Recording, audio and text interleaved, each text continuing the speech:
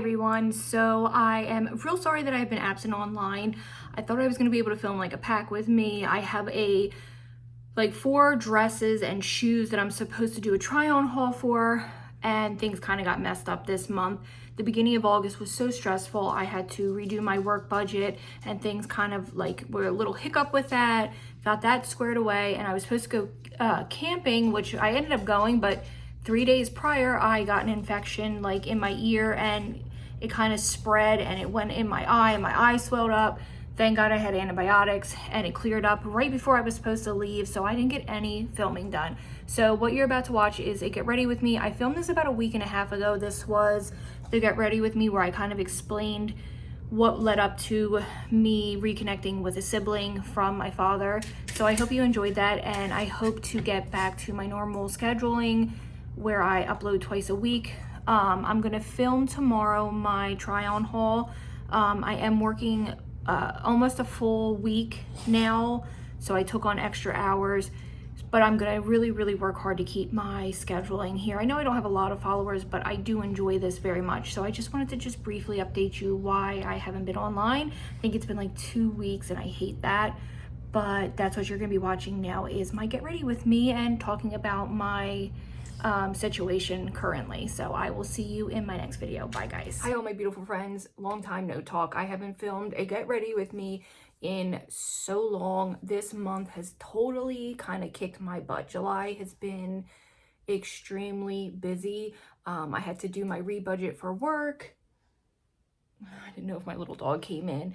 My rebudget for work, just trying to spend a lot of time with my family on the weekends to kind of decompress and not stress so much. I've been working a little bit more, just a lot. So I thought we would do a few little updates about my life in the beginning, just little stuff, and then get into some of the better things that have happened to me this month. It's just been a crazy month, and I'm hoping that August will be the month that I kind of like just relax going into the school year. I am on the East Coast, so school doesn't start till like first week of September. I know a lot of kids are already back in school the first like week of August, but I know they get out way earlier. Usually that's like the maybe the West Coast, I don't know. I just know we don't go back to school until September. So I just prepped my skin with some moisturizer and a little bit of, I am still using the Glow Recipe Strawberry Pore Smoothing Drops. I haven't been wearing makeup actually. I haven't worn makeup in about a week and a half, 2 weeks. I've just been kind of giving my skin a break, not to mention it's been so ungodly hot and we've just been swimming a lot. So let me just get out a foundation that I'm going to use. Using my Wet n Wild. I know it's a little too dark for me, but I would prefer it to be a little bit darker than too light, because yesterday I had to put on just a little bit of makeup because I had jury duty. All right, so let's get into it. I'm just going to use a little bit of this. It is a little too dark, but I'll bring it down my neck some. This is one of my favorite foundations. So yes, I had jury duty yesterday, which, oh my God, what a nightmare. I sat on a Zoom call for 8 hours yesterday to not even get a chance to go in front of the judge. Where I am, and I'm sure it's a lot of places, jury duty is now all on Zoom, that initial meeting until you are picked. And it was a waste of an entire day. I understand it's like your duty to do it, but boy, I was like a little aggravated because I wish they would have let us go the minute they had the 7 jurors that they needed. I feel like I would have been impartial anyway because the case was about a motor vehicle accident, and my mother was in a very serious motor vehicle accident and it caused a lot of her health issues. So I don't know if I could have been impartial to it, but I would have told the judge that. So, but I never got in front of the judge, and around 4 o'clock I was dismissed. I know it's our civic duty, whatever, but boy, they should have a better system of eliminating people, because I saw so many, because you have to have your camera on. I saw people that were blue collar, older people. Some kids were in their college dorms. It was a lot. But yes, that was my first time actually being like further than the questionnaire for jury duty. So that was just a little bit annoying. So Plus I had to take the day off of work. I know that they will pay you, but it's just annoying nonetheless. Let's see. I finished. I'm going to get into like the juicier details that I kind of said that I would talk about a little bit, as far as reconnecting with a long lost sibling, whatever you want to call it. It's so dramatic. But I finished the book The Fourth Wing. No. Yeah, no, it's not The Fourth Wing. It's just Fourth Wing. I'm like so kind of like haven't filmed in so long, so I'm trying to get like back into the groove of it.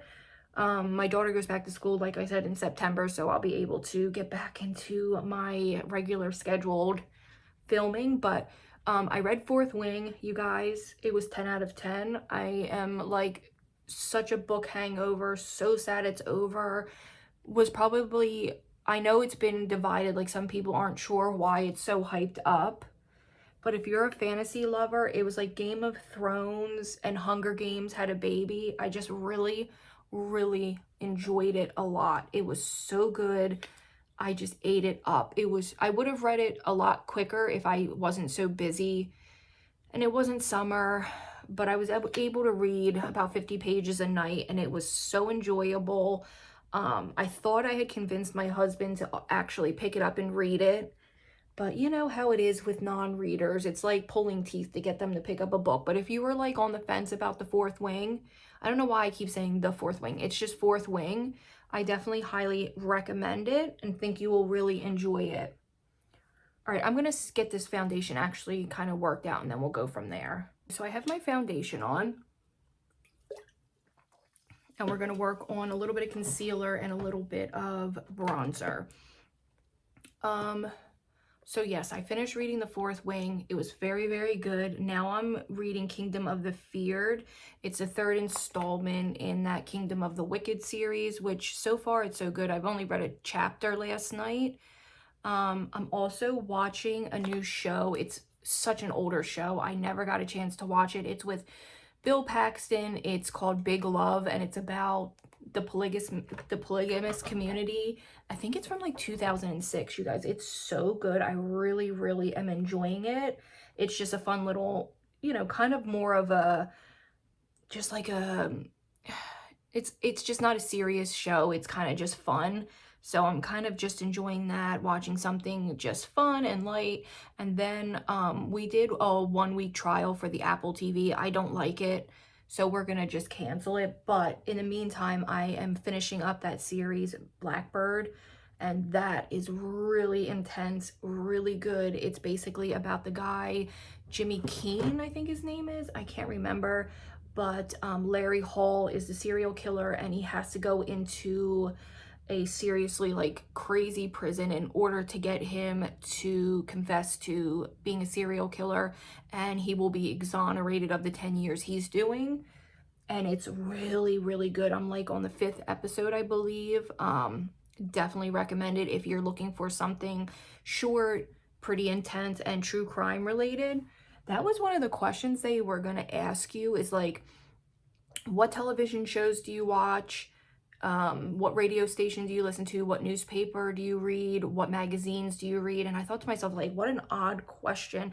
If I have a bumper sticker that isn't political, what is it? Not really sure why any of that would matter. Maybe I'm just like not understanding why that's important. What do I do in my spare time? What do I do for work? I mean, that's understandable, but it was just very odd questions. So I'm just going to bronze with my usual ABH and caramel. So that was that. We're going on vacation here in a couple of days. We are going to go camping kind of, and we're taking 4 teenage girls with us and our dog. So we shall see how that turns out. I'm sure it will be fabulous. They're all old enough to kind of be self-sufficient.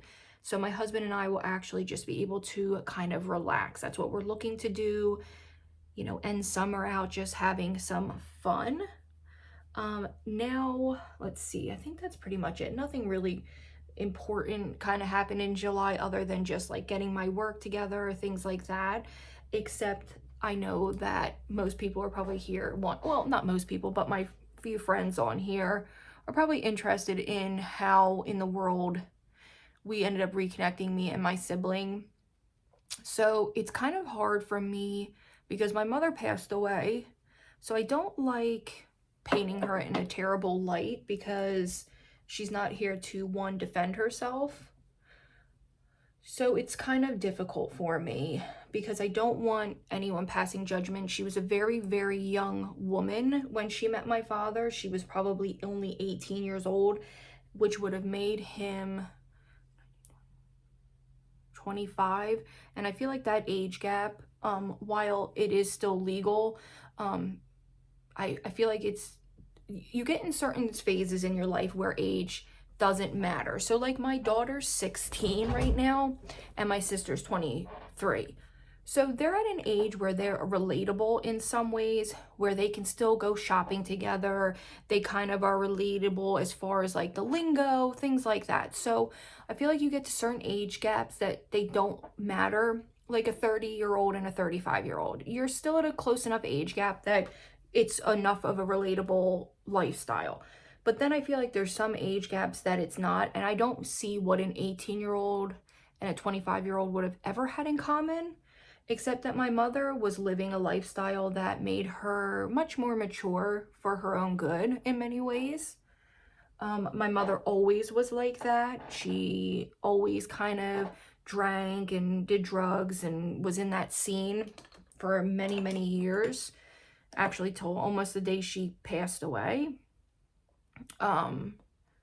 So I guess when she met my father, she was probably extremely naive. Now, my mother was very secretive about things in her life. She never ever shared anything with any of us. A lot of the information I got secondhand from like my grandmother and her sister, my aunt, which I don't think is fair in a lot of ways. I feel like it would have been better coming from her and her experience and how she was feeling at the time, but she never would have shared those things. Even when my sisters, she had me at 20, and then she had my sisters when she was 30 and 32. So she waited quite a long time to continue to have children. So I feel like she just was always very secretive. She always was that way her whole life. She never really shared things until she was like in such a terrible situation that she needed help getting out of it. You know what I mean? She lived a very rough lifestyle. I don't know. So she was 18 when she met my father. He was married. So I feel like in many ways she was manipulated. Maybe not, but he had already been married for many years. He had already had, let's see, 4 children by then. So he was living a very different life than my mother was, if you know what I mean. So I don't want a lot of judgment coming down on her because she did end up having an affair technically with a married man. I don't know her side of things except that they were in love with each other. That's pretty much all I get out of that. I'm just gonna blend this, but so far my base is pretty much done. So this would have been mid-80s. So I was born 87. So I'm going to say probably 84, 85 they would have met. But I believe they knew each other because my father's mother and father helped raise my uncle. He was thrown out at a very young age. He ended up getting a girl pregnant at 13. He was thrown out at a very young age, and they just ended up taking care of him before he met my aunt. So I feel like that's how they would have connected, I guess, through my uncle and through my aunt. I don't know too much because, again, my mother didn't really share much of her life with me. I was lucky to get anything out of her, to be honest. So I just know for sure that the birthing order for my father's kids were his oldest son. I'm not going to say any of their names just for privacy reasons. So it was his oldest son, and this would have been with his actual wife that he was married to. Then he would have had another daughter. Then he would have had 2 more boys with someone he had an affair with. Then I came, and then his 2 youngest kids. So quite the story, that's for sure. My father wasn't always a drug addict. He actually started out his life as a boozer, so he was an alcoholic for a very, very long time. But he was a good person, so I don't want it to sound like he was always like, he didn't love himself, let alone all his children he brought into the world. And I definitely have to accept that, or it can make you very upset and uncomfortable in your own skin if you really sit back and think about someone choosing to use drugs and alcohol over being with their children, especially as such an involved parent as I am. It's extremely hard. So I would assume that they were together for about 2 years. She got pregnant with me. She had me, and I was kept a secret, I guess, from his wife. She never knew about me. But because it was my aunt's best friend as well, so my uncle and my father were best friends, and then his wife and my aunt were best friends before this all started. It's so confusing, you guys. It's like, it's so confusing, even for me, and I lived it. So my grandmother was always very sick. She had MS, but my mother, when she had me, she was young, and she was in that party lifestyle. So I'm going to go out on a limb and say that my grandparents really were the ones who raised me. They were young when I was born. I think my grandmother was 40 and my grandfather was 44. So they were very, very young when I came into the world, and I was the first and only grandchild for a little while, until my cousin came about 4 years later. Not 3 years. We're about 3 years apart. So I basically grew up with them raising me for a very long time. My mother and I never really connected. We always kind of butted heads, things like that. But growing up, my grandmother was in and out of the hospital a lot. She had MS attacks, and in the early 90s, there wasn't a lot of research and information like there is now about people with MS treatments. Like, she was one of the first people with those doctors to ever have someone with multiple sclerosis. So, you know, she was a very young woman when she was diagnosed, and she often would have a lot of problems. So growing up, she was in and out of the hospital a lot. And when she would go to the hospital, my aunt would take care of me or my grandfather, because my mother worked a lot, and she also had a lot of issues with boozing. She always lived with me. Like, I always lived with my mother, but she went out a lot, and I would often spend nights with my aunt, who would have been in 17 or 18 at the time, so quite young, and my uncle, who was also young. So he was 16 when I was born. My aunt would have been 18. My mom would have been 20. So I was definitely raised by teenagers, and in the 80s, you know how it is, early 90s. So my uncle and I are very close as well. He's a very good man. He's always been good to me. We are a lot alike, he and I. A lot of our personalities are alike. We're both very much worrywarts. We both very much just click and get along. We have similar personalities. He's a very good man. His wife recently got very, very sick and almost died, and he just nursed her back to health and somehow got her better. It wasn't cheap, it wasn't easy, but he's just an incredible person, and he fought for her and advocated for her because that's how much he loves his wife, obviously. But some people wouldn't do that, and you know, they thought she was going to have to be put on a liver transplant, and by the grace of God, she's doing really, really well. Like extremely well, like shockingly well. She's back working. She's just doing really good, and her and I got really close recently, and it makes him so happy because that's all that's ever been important to him. And like, she'll text through him and send me places to shop, and it just makes him very happy, and that's all that matters to me, is that he's happy. I don't even know where that came from, except that I lived with him too. So they were all minors when I was born, so I lived with my aunt and uncle as well.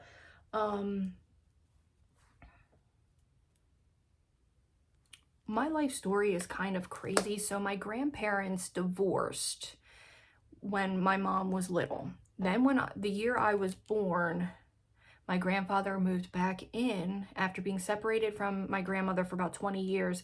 They remarried. No, not 20 years. It couldn't have been that long. Maybe 10 years they were separated. And then they remarried 2 years after I was born. So they love to say that I brought them back together. It's crazy. I mean, and they've been together ever since. So they've been together 35 more years on top of 10 years before that. So we don't like to count those 10 years that they weren't together. So anyway, so growing up, my grandmother was in and out of the hospital a lot. My mother worked a lot. So somehow I ended up always being taken care of by my father's wife. So she was under the impression that my father was somebody else. And I said to my aunt, like the other day, like, she didn't take notice that I was looking exactly like her children, like identical to her children. And my aunt said, no, she was so convinced that it was somebody else close to them that she never questioned it. So I just left that alone because I don't know my sibling's mother anymore. So I don't know what her thoughts were. Except that she was dealing with an alcoholic for a husband who ran around on her. So I'm sure I was not in her like thought process like that. I'm just using some of my styling wax from iMethod Beauty. I'm still working through this. I still love this stuff. Actually, I'm going to do my brows, and I know people are going to be like, eesh. I'm going to do my brows, and I'll be back to continue where I was being babysat by my father's wife. That is all right, so that's as good as my eyebrows are getting. I haven't done makeup in 2 weeks, so oops, sorry guys. So I'm a little rusty. So I'm just going in with a little bit of Bare from the Carly Bible Anastasia palette, and I'm trying to, you know, use up some of my palettes. And I'm just going to hit it under the brow. I haven't worn eyeshadow in so long, probably the entire summer, really, maybe once.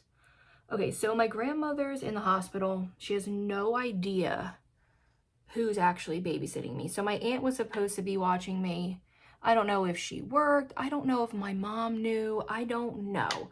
But I spent a lot of time, like I said, with my aunt and uncle. My uncle was very an abrupt person, a very rough person. I don't know how else to explain it. He wasn't very gentle of a person. Nothing like how my husband is, like a very gentle and kind person, and everyone kind of gravitates to him. My uncle was quite the opposite.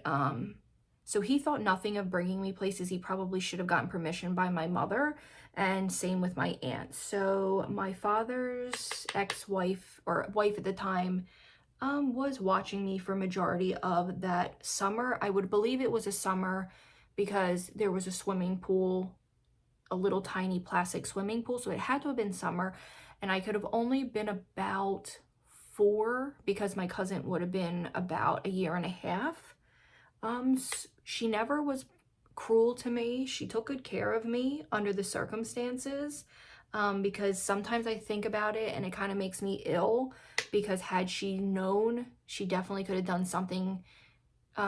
She could have been cruel to me. She could have treated me poorly, but she never did. And I actually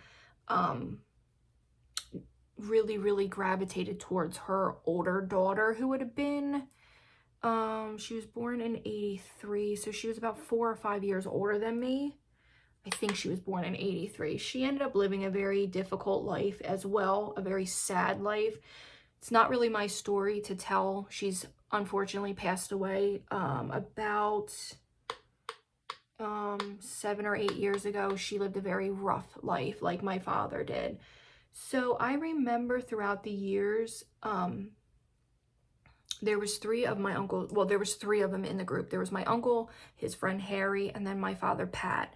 And they kind of just they'd spend 5 years apart, and then they would get together, and they would be around for a while. Then someone would move. They were that type of friends. They went through different wives and girlfriends, whatever. Well, my whole life, I knew who Pat was. That's my father. So I knew who he was. I just assumed he was my uncle's best friend and never thought anything of it. To be honest with you, I spent some holidays over there because my aunt was best friends with his wife at the time, and my uncle obviously was best friends. So I can remember going to their house for Thanksgiving, never knowing these people were actually related to me. I know how messed up it is. You guys, I had to kind of forgive a lot of family members for things, because if I didn't, I think that it would have made me into a very bitter, different person than I am. And I definitely think that's why I am much more protective of my sisters and my daughter. I'm the type of mother that I prefer the children to be in my care, where I know everyone's going to be safe. Even if it's overboard, I would rather be safe than sorry with my 3 daughters. And I know they're my sisters, but they're like my children. So Shelly's babysitting me. My grandmother finds out, and I believe she was not thrilled. She gets out of the hospital, so I went back into my grandmother's care. I know it only lasted for a short time, but I often visited there because I remember playing with who would have been my sister that I didn't know at the time. I'm sorry, this is probably very confusing. Like I said, it's very confusing even for me, and I lived it. So years go by. I think I never really talked about my father. I never asked my mom. So that's just a brief summary of my younger years. I don't remember much. I just know that his ex-wife babysat me for a short time till my grandmother got out of the hospital, and then there was a huge falling out when I assume his wife ended up finding out about my mother seeing him, and some other things happened. My cousin was born, and he was very sick as a child. A lot happened in between, and they stopped talking. My father's wife had 2 more children, so 4 total from her, and she took her children and moved down to Florida with her 2 youngest, and that was that. I know I'm missing some things, you guys, but this is like really, I don't know a lot of details. I'm learning a lot of stuff now about my mother. She has passed away. It's hard because like I said, I don't want a lot of judgment towards her, because she was a very young woman who had a lot of demons, a lot of issues. She ended up getting pregnant after me, maybe 2 years after me. She was, I think the reason my father and my mother stayed together for a short time while she was pregnant, but I think my grandmother was like, hey, you have to make a choice. You cannot be with my daughter and your wife. It's not fair. And I guess he ended up picking really the booze and the drugs, but he went back to his family. So I guess my mom moved on. She met somebody who was apparently very nice. Ended up getting pregnant, and he had not told her that he had just gotten radiation for testicular cancer. Like a couple days before, I guess they were intimate, or a couple weeks before. So I believe the doctors, guys, I don't know a lot of, my mother had like I said, a very difficult life. She ended up having an abortion because it was like a 90-something% chance that something terrible would have happened. I know radiation was a lot different in the 90s and 80s. So you guys, I don't know a lot. I probably shouldn't even share that, because like I said, it's not really my story to tell, but she's not here. And I wish somebody had advocated for my mother and gotten her the help she needed. I believe she had postpartum after me and just relied heavily on drugs and alcohol, and no one advocated for her because things were very different then. Women weren't taken care of like they are now then. And they aren't even now, but you know what I mean. Things were very different, and it's hard for me not to defend her, because even though she did a lot wrong, she was still my mother. And as an adult, I realized what a sad life she lived and how lonely she really was. She never married. She just lived a very sad life. So years go by. I end up in a really terrible situation that I am not sure I will ever really I mean, I want to share things that happened to me as a teenager, but it's like, I don't know how much people really want to know anyway. But I ended up having to go through the court system with a case. I wasn't in trouble, but I had met somebody who had lied about their age. And I know that might sound crazy, but they looked very young. They lied about their age. They were much older and ended up having to press charges because things got out of hand. And I went through the court system and had to press charges with my family. It was a very difficult time in my life. I was very, very screwed up. I needed counseling. I ended up in counseling for a very long time through a program called GRWM, which is for rape, domestic violence, all kinds of things. And it's like women that are out of that situation, counseling women that are still in it, or young girls, whatever. I ended up having to go to rallies for domestic violence, and I remember meeting families, and really it was a very hard time for me, and a lot of sexual assault victims. It was hard. He ended up in prison, and they told him he was a habitual offender, that she would see him many times in the court system for the same thing. He ended up doing about 5 years for my case, and he just kept getting cases tacked on because he couldn't stay away from minors. That's all I want to say about it. Maybe someday I'll feel comfortable talking about it, because I feel like it's such a unique situation, and not a unique situation in the same, but it definitely could help, but I'm just not sure I'm there yet. My husband, I try to tell him some stuff, but it's so difficult for him to hear, and I just don't really want to ever hurt any family, because some of the things that happened to me were very hard for them to deal with. So this had just happened. We were going in and out of the courts with the prosecutor and everything, and luckily I had two teachers. It does kind of tie into this, that I had to be taken out of school for a little while for safety reasons, just until he was prosecuted and everything, because his family was very dangerous and were seeking to get a revenge, I guess, essentially, even though I was literally 14, and very naive, and very, like, okay, this is like so sad.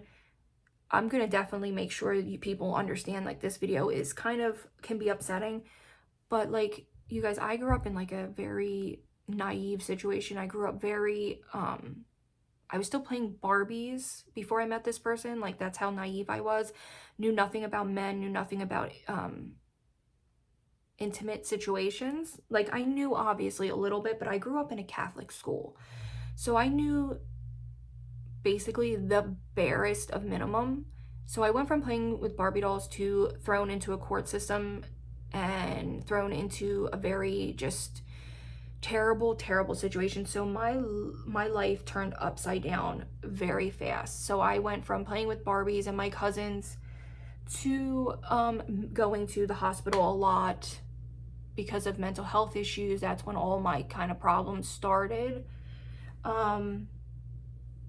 That's why I'm very strict about, like, my daughter. She is definitely allowed to date. She is 16 years old, and technically I can't do anything about it, but she's only had one boyfriend, and they come to our house. They visit with us. We get to know them. I want to meet their parents. I do not shut doors. We do not have boys sleep over. We hang out with dad in the garage with our friends. I'm sorry, I know that might sound stuffy, but my husband's friendly and fun to be around, so the kids typically don't mind spending the time with them. They actually are like, where's your dad? Where's your dad? So it makes it easier. I make sure I have drinks here, and I make sure I have snacks and popcorn and pizza, and I make this a very fun environment and a safe environment. If the kids want to go to McDonald's, I take them to McDonald's. I just don't care as long as they're here with me because of what I've been through. So we go through the court systems. I'm turning 15. I had to spend a lot of time at my aunt's house, between my aunt's and my grandmother's house. And I never just felt safe. I always kind of felt on edge through all of it. until everything was kind of done. And even then, I never felt just not on edge, not safe. I've never felt safe in my life until I met my husband. And I try to tell him this, but it's very, like I said, difficult for him. But he's the first time in my life that I've ever just felt safe and okay. And I can stay home alone now. I can sleep home alone. I have a lot of confidence because of my husband. He's, not that it's his responsibility, but he's just provided such a safe haven for me. My neighbor is such a wonderful person. He's an ex-police officer. He makes me feel safe being home alone. You know, it doesn't hurt that he also is licensed to carry weapons, you know, not that I would have that, but he does, but he's also ex-police. So it just all kind of worked out, having fabulous neighbors, and my husband has been the first person in my life to make me feel safe. He's been able to do that for me. It's not that my grandparents didn't try, but it's just different. And I just knew growing up that I was going to be what my daughter needed, what I needed growing up, I've just provided that for her, what I felt like would have saved me. Being taken out of counseling early and I refused to go after a while. My parents should have forced it. My mother should have forced me because I needed it. I did end up meeting a woman that definitely helped and definitely got me where I wasn't like in a really bad place. She definitely helped me move on some. But there's so much to it. Such a long story. I met people along the way, just some weird shit happened. But so I'm gonna do my eyeliner and I'll be back about how I ended up meeting my father. So I'll be right back. Okay, that is as good as it's getting with the eyeliner. So I just wanted to just do this brief little thing about my husband, and then we'll move on about how, not that I met my father, but how I ended up finding out who he actually was. So something about my husband is he has always been somebody who fights for the underdog.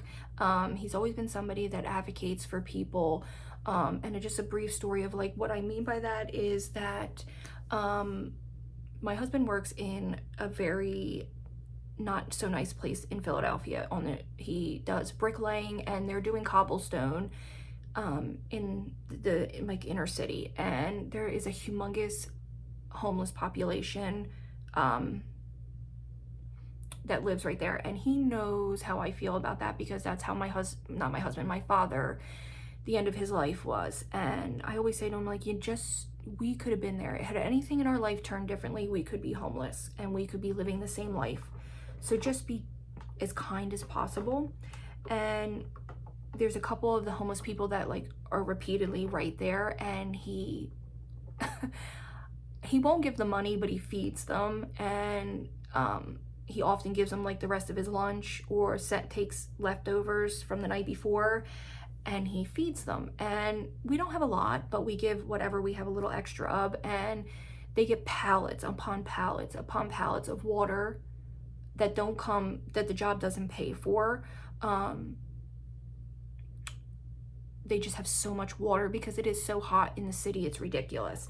So he'll hand out like 6 or 7 waters to one person, and that's like 4 or 5 people he does it. So one of the coworkers tattled and it's like, there's no water. Danny keeps handing them out to the homeless people, and the one guy's like, hey, stop doing that. And my husband's like, no, I will never not give somebody water. He's like, they're going through the dumpster and they're drinking things that are bad and could hurt them. He's like, I'm not gonna stop. So he went to the president of the company, who happens to be one of his closer friends, and he's like, listen, before it gets out of hand, I was giving homeless people water. He's like, and I'm not gonna stop doing it. He's like, it's 100 degrees in the city, and these people, I'm just not gonna, it's inhumane not to give them a water. He's like, every once in a while he'll give them a couple bucks to get pizza, and even if they buy booze with it, we just don't care. You know what I mean? They're gonna do it regardless. Might as well maybe stop them from having to steal that day, whatever, or sell themselves something horrible. So the 4th of July, he gave chicken to one of the homeless guys that he sees all the time, and he remembered him. And it's just, that's who he is. He's always going to fight for the underdog because of what my husband has a very unique story as well. I tell him all the time he should write a novel because people would be transfixed by his story. It's just total rags to riches kind of thing, even though we're not rich, but like, we finally have the life we want, and his story is just incredibly crazy. I mean, you couldn't even make it up if you tried. So this might be a long video, unfortunately. So I am 15 years old. I just got done going through the court system to get this person prosecuted. Unfortunately, I did not want to do it. Let me tell you, I fought tooth and nail to not be involved because I was so scared, you guys. I think I lived in fear for so many years, and I think that's where a lot of my anxiety comes from. Probably should have done my mascara. I'll be right back. Let me get this on. That's good enough for today. I just have to clean up a little bit on this eye, so let's move on. So my father, I guess, I hadn't reconnected with him in years. I hadn't seen him in years, so I believe he was living, his mother had a townhouse somewhere in North Philadelphia. She was a manager, like a big head up manager for one of the McDonald's in the city. She worked there for like 50 years. She ended up remarrying to a gay man. I don't know what the story was behind that. He was openly gay, and that was, they like to joke and say it was for insurance purposes. I don't know why she married a gay man. I assume maybe for companionship. They were married till the day she died. I don't know the story behind it, you guys. I haven't gotten that far with asking questions. But yes, she was married to a gay man. He was very nice. I only met him once. And he was very flamboyant, like you knew. He was very feminine. Not that that matters. It just, you kind of knew. So I'm 15 years old. My father, I believe, was living in Kensington. That area has just become worse and worse over the years. It's tragic. So he was living at, but this was in the early 2000s, sorry. So it would have been about 2004, 2003. And my aunt, I was living with my aunt at the time, and my uncle has passed away since all this as well. But I was living there for the summer, helping her with the kids, babysitting, whatever. We were just having a nice summer. Oh, there goes my light. That's how long I've been talking. So I'm just going to take some pink blush. So we were living there for the summer. She gets a phone call, and she's like, listen, your uncle's friend, do you remember Pat? And I was like, a little bit, vaguely. And she was like, well, he's really sick. And I didn't know at the time he was in active addiction and actively going through severe withdrawal from heroin. Because at this time he stopped drinking and had got himself hooked on opioids, well, heroin. And she's like, we need to go pick him up. He's really sick. So, we drove to a local Wawa, which is a convenience store. I'm sure people have heard of it because over the years they've kind of got popular. And we picked this man up. He was on death's door. He was so sick. And, I didn't know at the time what was going on. But instantly when I met him, the withdrawal from the drugs then were very different than what you see now. I feel like it was actual heroin. It's not like how it is now. So it was crazy. Like in 7 days, he withdrew and detoxed and was back to normal and back working.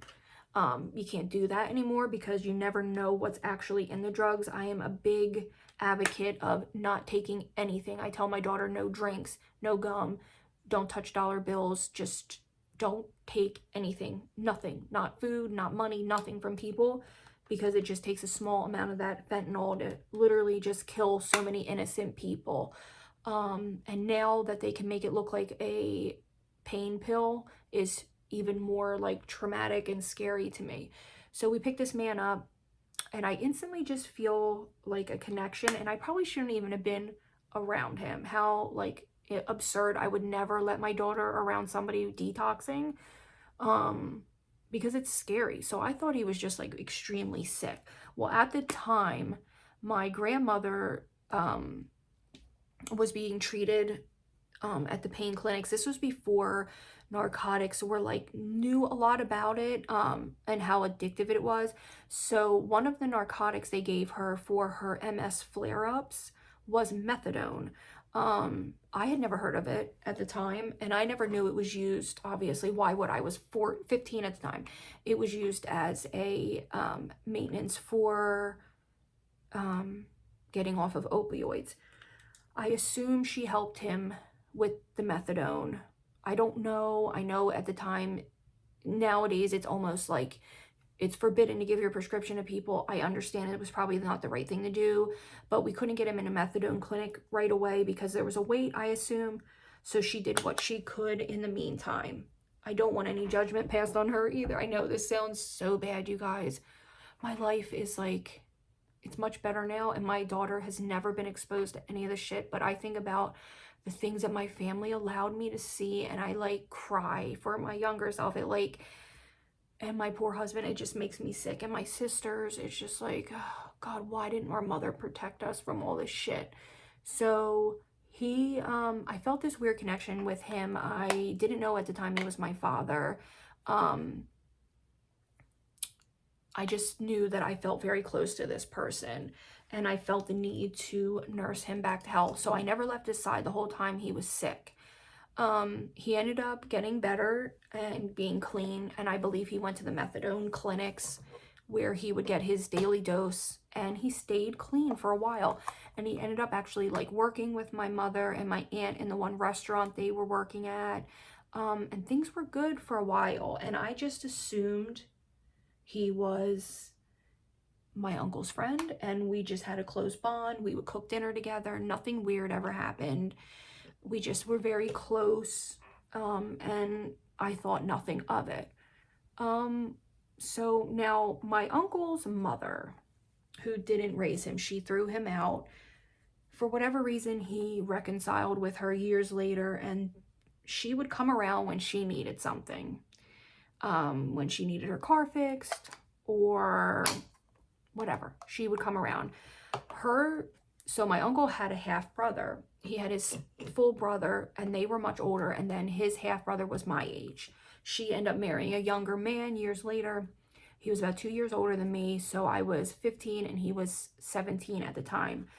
He was insanely jealous. He and I were best friends our whole life growing up. We grew up together because it's my uncle's brother, and we were the same age basically, and we were very, very close. But when my father came into the picture, and he kind of realized how the attention was on me, that my father and I were bonding, for some reason he became insanely jealous, and the mother was very cruel.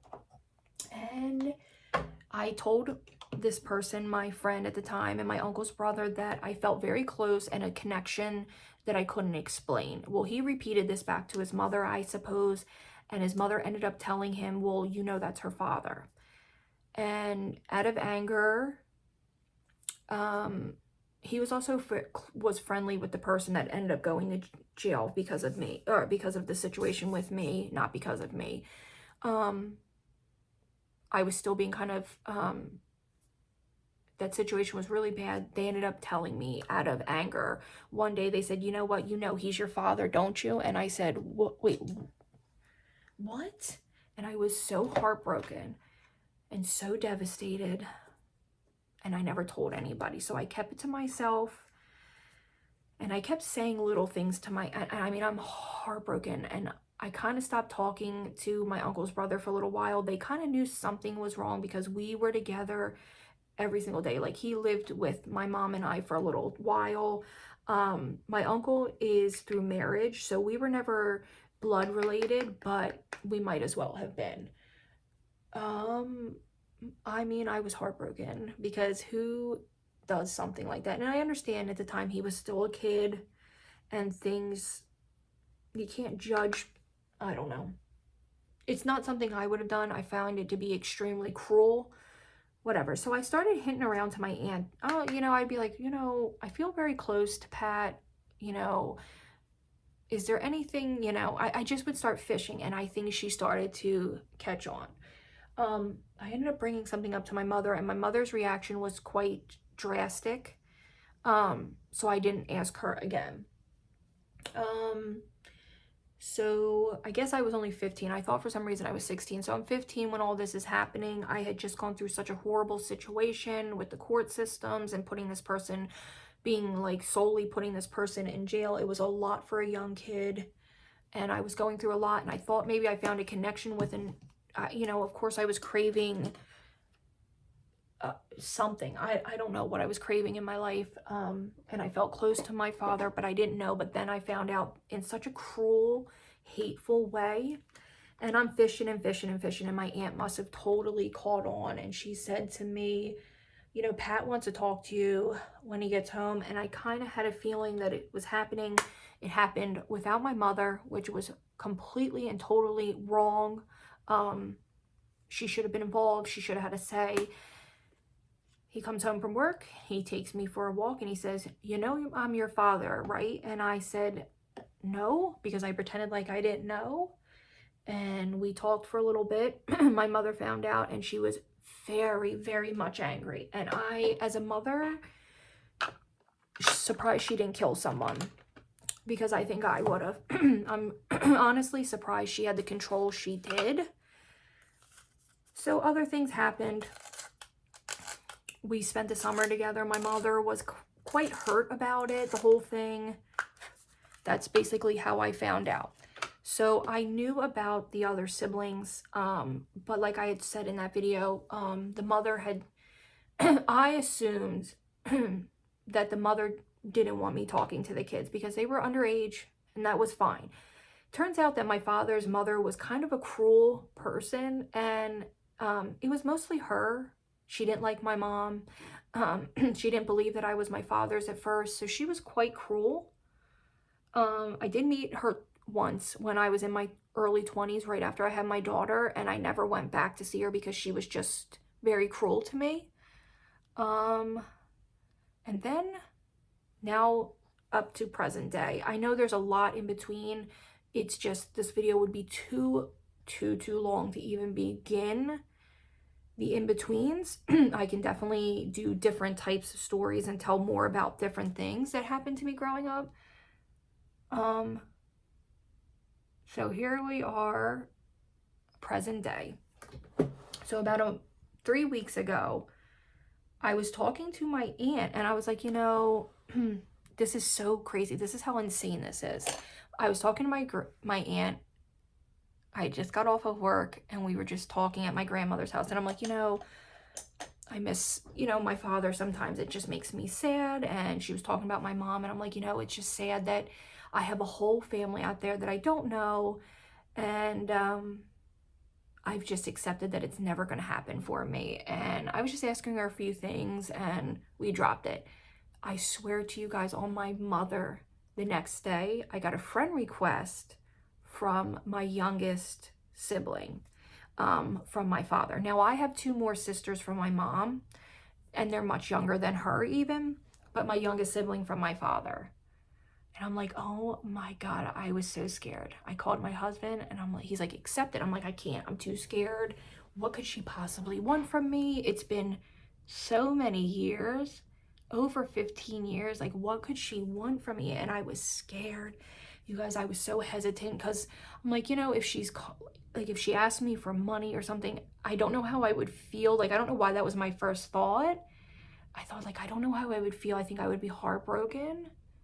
So I waited a day, and then I accepted it. I was like, you know what?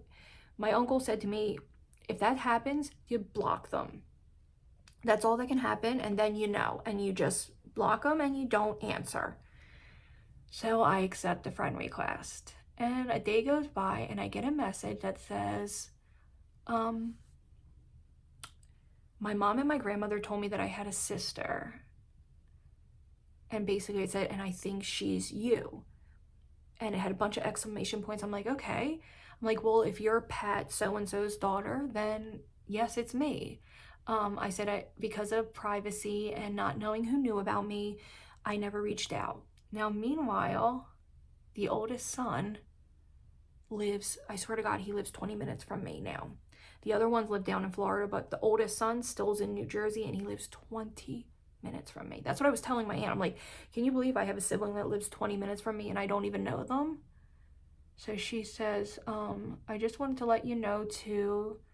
She's like, I just wanted to reach out. She's like, I don't know what compelled me to reach out. She's like, I just feel the need to reach out to you. I'm like, oh, I'm so glad, but out of privacy for your mom and everything, I didn't know who knew about me. I didn't want to upset anyone. She's like, you know, I wanted to tell you that our dad died. I didn't know if you knew, but I had known. He died in, I think 2011. I'm like, yes, I know. Thank you. But I don't know. Obviously, I wrote more, but I was like, I don't really know exactly what happened to him. I was like, I was told a few stories. The end of his life was quite tragic, unfortunately. He did end up just living a very sad life at the end, worse than even his years just doing drugs and partying. And she kind of said there was two different things that they were told by police. I don't know if I'm going to share it right now, but it was quite tragic. And his poor mother, he was an only child. They did end up adopting a girl that had, I believe, maybe Down syndrome. I'm not sure. They adopted her and she was also their daughter, but he was their only biological child. And she's like, you know, our grandmother carried around a picture of his deceased body from the coroner for all these years before she died. And I was like, oh my God, no matter what, that's one of the saddest things. It was a lot for me. And I've been struggling with talking to her because I raised basically, and I'm my sister's legal guardian. And I said to my sister, before I answer this, like, are you okay with this? Because I know that sounds weird to some people, but they are the loves of my life. My sisters and my daughters are my entire universe. And I would never, ever, even if it was at the expense of my happiness, do anything to hurt them. My one sister's finally in a place where she's mentally well, and she has the most amazing boyfriend, and his family just is so good to her. So I know to some people that might not make sense, but she was okay with it, and that's why I asked. So she ends up telling me how our father passed, and we just have been corresponding. I'm not sure where exactly it's gonna go from here. I know she struggled very hard when her older sister passed away. Now, even though she is my sister, I didn't grow up with her. I only spent the first few years of my life with her. So I don't know, if she's looking for a sister, if I maybe will feel like a missing piece she feels like she has in her life. She has told me something. She has not brought up the boys yet. She's brought up nothing about that yet. She did send me a message yesterday. I didn't get a chance to read it because I was in jury duty all day, so I'm going to take a read at that. She said that for a very short time in her life, she struggled with alcohol, but after having her child, that her life has been turned around. And she just keeps saying, I regret waiting so long. I'm sad that I waited so long. Like, it just seems like it's possible that it could turn out to be a really wonderful thing for me. Maybe it's something that will fulfill something that I've been missing. I don't know. But we are a lot alike. It's so funny to me how people can be so much alike and not spend a day together.